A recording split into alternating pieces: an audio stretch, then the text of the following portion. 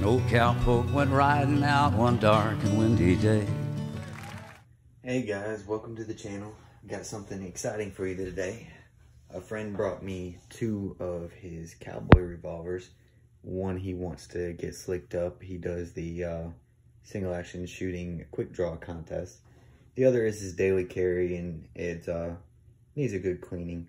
So I decided I would get mine out and we'd do a little comparison video. First of all, what we have here is we have two Ubertis. This one right here is set up with the retracting firing pin. This one right here does not have the retracting firing pin. Now this one right here is my Pietta. This is 45 long Colt, which they all are. Of course, they're all unloaded. But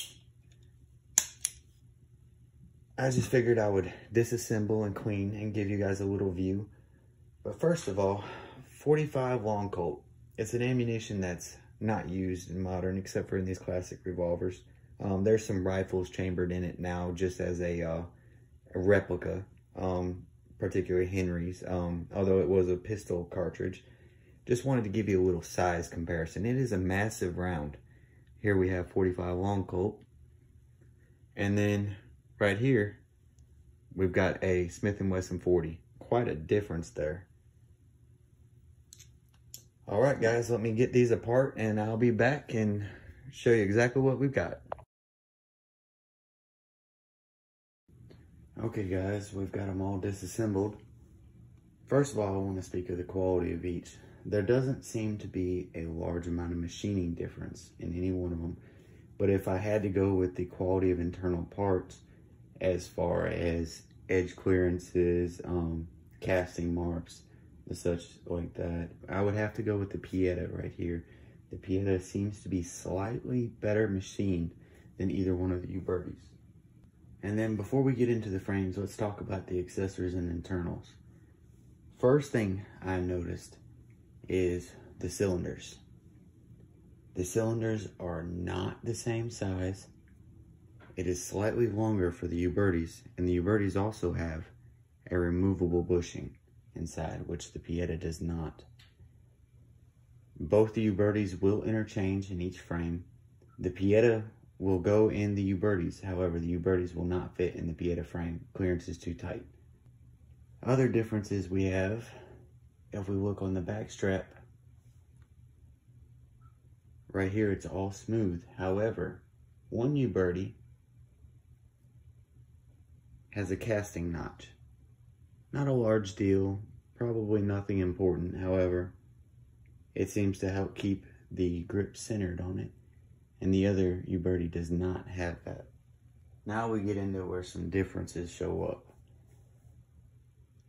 All three trigger guards are slightly different. They each fit interchangeably onto each gun, but each one has a dedicated mainspring due to the position of the screw and each one being completely different. Also, the support face. The support face is that edge right there that the spring rides on, is contoured differently on each gun. The support face provides a little bit of rear engagement for the spring.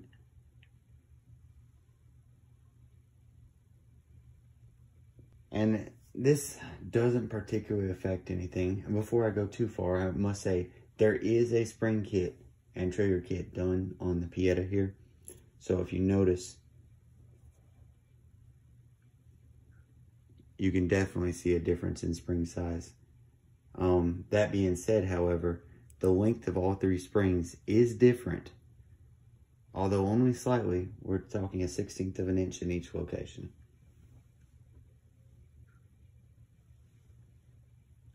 Now when we get into the bolt and trigger spring, they are identical and interchangeable. Matter of fact, I did interchange them just to see. However, there is a much softer spring rate on the one in the Pietta. But once again, as I said, it has a spring kit installed in it.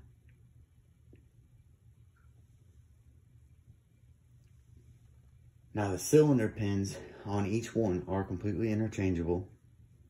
However, we see the Pietta design I do not like as much. Pietta has the 2 safety notches. So the second notch here is for safety, and it's flat cut in. I've noticed that when you're installing and reinstalling it, it has to be lined up perfectly or it will not install. You can compare that to the Uberti, where it's completely cut in round. That is a much better design, and I will be replacing that in the Pietta. Now this Uberti here with the retractable firing pin does not have the safety. Okay, now we get into the larger internals and more important internals. Right here we have a completely fixed firing pin in the Pietta. Everything machined fairly well. Tolerances are tight. Not a lot of play in it. It has been machined right here. Filed just a little bit where the trigger is very, very touchy, very sensitive. Now this setup right here is a retractable firing pin. So without the trigger being depressed completely, this firing pin is not proud. And without it being proud, it will not touch the primer. You won't have as much issues of firing accidentally. Still would only carry 5 in this gun. You know, it's just better safe than sorry. Of course, I do not daily carry a single action. My daily is a SIG 229. Okay, here we have something slightly different. It's a hammer block. Now, if you look very carefully in this first notch, hope you can see it on the camera, there's a pin that goes through. This pin allows this to pivot. So when it's at rest, the hammer is not cocked. This is all the way down, blocking. You don't have to worry about the firing pin sticking because this will slightly remove it from the cylinder where it will not stand proud in the breech face. Okay, now next thing that we notice different about all these is the triggers. This Uberti and this Pietta trigger, completely interchangeable. You do see some slight machining differences on them. However, they do interchange and they do function as they're supposed to completely. However, the retractable firing pin takes a little bit different on the trigger. It has this offset face right here.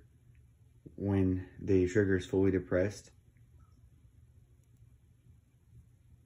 it allows it to engage with this pin to engage the firing pin. A very interesting thing I noticed about these is the screw sets are identical for both the Pietta and the nickel Uberti 4 3/4 here. Now the 5.5 Uberti has a larger backstrap screw. So it has, actually it's this one right here with the surface rust on it. You can tell the quality of it. But this is much, much larger than the backstrap screw that is used on the other models. Not sure why that reason is. I do know that there's a lot of differences within Uberti models, but it's very hard to track down what differences or what model yours is. Loading gates. The Pietta loading gate will not fit in either Uberti, of course. However, the Pietta contoured face is identical to the nickel one. However, this one over here has a completely different contour on the loading gate. And these will interchange even without the different contour, but the Pietta will not fit in any one of them. And I have to say, just taking these apart and everything, I really, really love the look of this bluing. that goes with this nickel. My Pietta has all nickel hardware internally and externally, and it really just doesn't have the same finish look as the blued pins do. It's quite a beautiful touch to it. All right, now let's get into frame details. So, the machining notches on both Ubertis are the same. The cutout internally, pockets, completely machined the same as you would expect to be. Now, although the trigger assemblies are interchangeable in all these guns, they will interchange. You can fit the hammer and trigger assembly out of the Pietta in either one. And believe it or not, the retractable firing pin will also fit in the Pietta or the other Uberti. However, you can see this is a light machined pocket right here with a really sweeping contour, where this one has a sharp bite right there where the cylinder pin goes through, and that sharp bite cuts down. The difference is negligible, but there is a definite different machining process used. All in all, I would have to say I don't see a build quality difference in either one of these guns.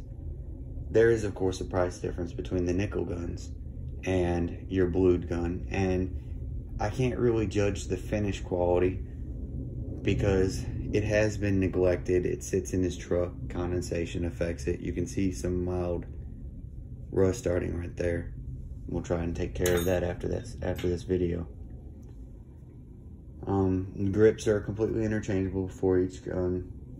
You can tell this one right here, never been fired, has polished cylinders.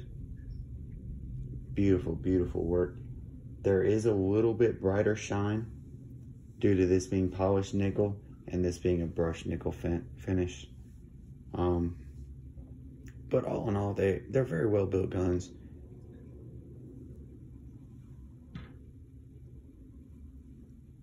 Alright guys, now I know none of these guns can compare with let's say a Colt Frontier, you know, but you got to look at the value being, you know, $750 to bottom end $500.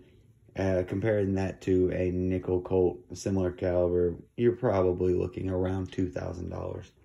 So as far as entry-level cowboy guns, single action, if you just want to be a collector, if you have love for these guns and, you know, you want to do single action shooting, you know, these are great guns to get started with. One like this one right here, engraving like this, it'll really catch attention out there. You know, you take it out there, everybody will be asking you 1.5 million questions about it. And I did not mention before, this is a Cimarron. However, Cimarron doesn't manufacture firearms. They pretty much assemble them in kits. And this is a Cimarron manufactured by Pietta. I have heard, I don't know if it's true or not, I have heard that there is Cimarrons manufactured by a tailoring company, which Uberti. I can't speak anything of the quality difference there. I don't think there would be a quality difference, but anyhow, thank you guys. I'm gonna get these back together and go do some shooting.